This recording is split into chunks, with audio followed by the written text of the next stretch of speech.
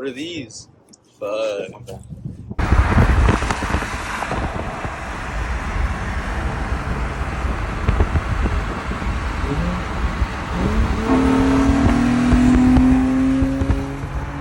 What up, Bank Reel fam? Today we're gonna be lowering my sister's G35 on some TEIN lowering springs. I'm gonna show you how to get it done and how to make a car basically look like this. So my sister just picked up this car not too long ago, and she's been wanting to lower it. So like I said, we picked up some TEIN S-Tech lowering springs. Got these off of Amazon for about 200 bucks. We're gonna make a quick little video, show you how to get your car lowered and then all the necessary steps to install these springs.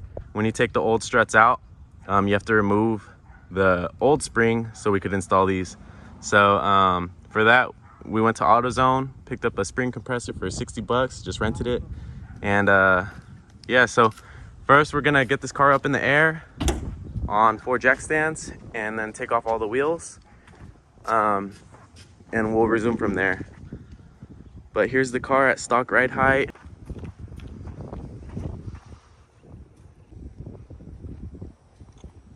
So, I mean, pretty big wheel gap compared to something like this. I'm on coilovers, but this should lower it a similar amount. Step one is to lift the car up. So I have my Harbor Freight jack, and we're gonna go underneath the car. That's the differential.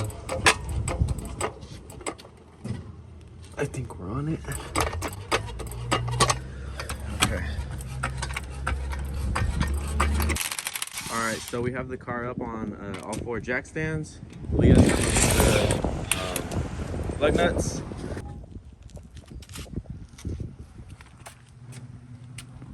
Here, can you put that one on? Yee, that one's gonna fall. Okay, all 4 wheels are off. And I think we're gonna start with the rear. That way I could teach her, because it's pretty easy on the rear. Okay, so we're gonna start by removing the 17. So Leah has a ratchet with the 17 on it, and then a wrench on the other end. Okay, why is this?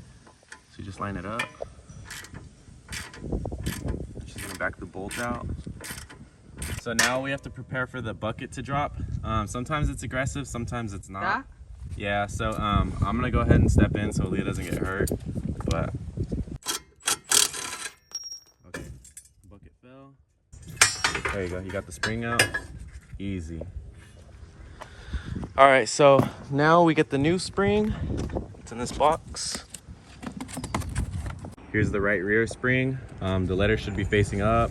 It says right rear.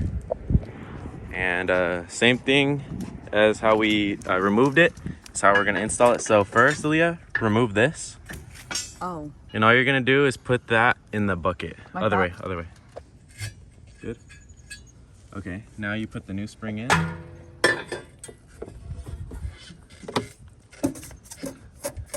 There you go. Okay, now to lift this up, we're gonna be fighting the spring. So what we're gonna do is we're gonna get a jack underneath, and then we're gonna push it up. Yeah, slide it under, and then just get it under that bucket.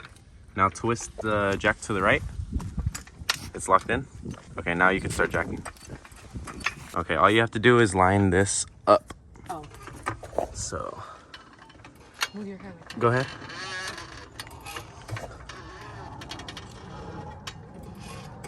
All right, so now it's pretty lined up. I got a bolt in there, or a flathead in there, and I lined it up. Now we're just gonna get the bolt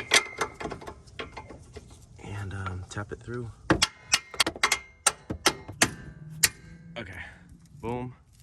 Now we get the nut, put it on the back side. Got it.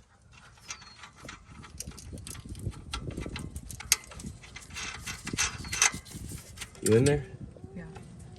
Now, you get your gun. If you don't have a gun, you could use a wrench, ratchet, whatever.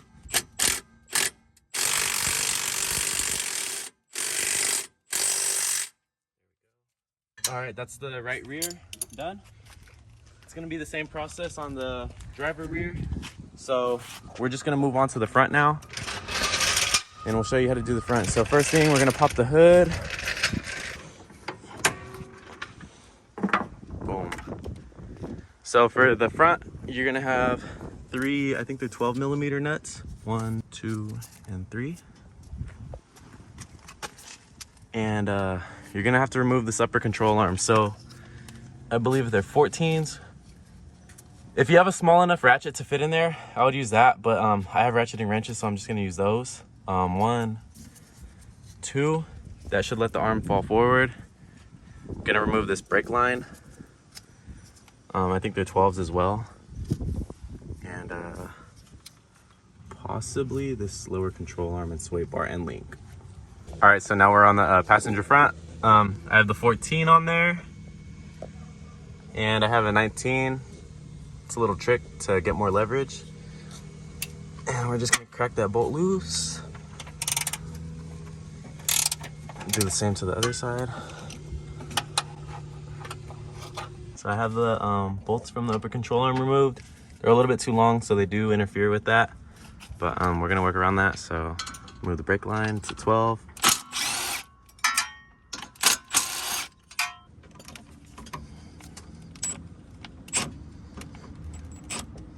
All right, so we got the driver front out. I'm not gonna use a spring compressor.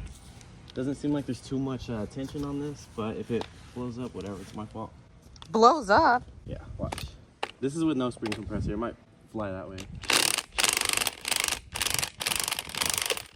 Oh. Sometimes it's a lot more violent, like on trucks and stuff. So there's the old spring.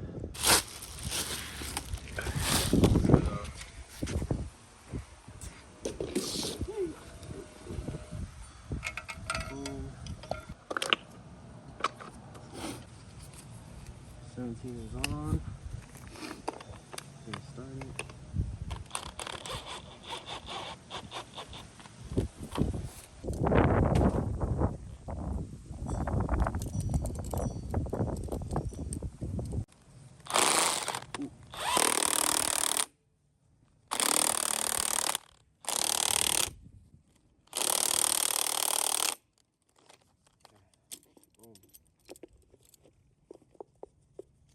That one's good.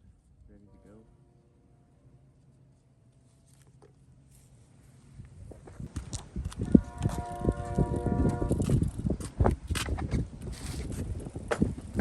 Ready. The gun should be up there, right? Yeah. You could use it once you throw them on.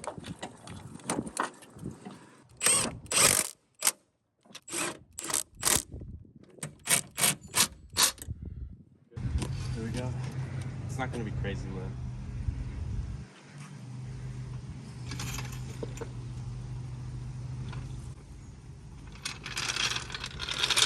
That ain't low.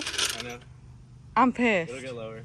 All right, so as you guys can see, it doesn't look very low. We're gonna give it a while, probably drive it around, wait for the springs to settle. Remember, the car's been sitting on jack stands for a while, so there's that. And then also the springs have been sitting in a box for a long ass time. So once the springs start compressing, because they have the weight of the car, we'll do another walk around.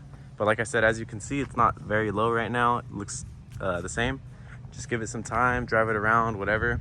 And then before you know it, it'll be pretty low. What's up, Bank Reel fam? I'm back with the G35 after we lowered it. It's been about a month since we lowered it. That way we gave the springs full time to settle, and you'll get a accurate idea of what the car will look like after we install the springs.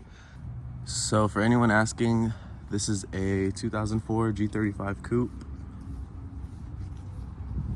Has about 70,000 miles on it.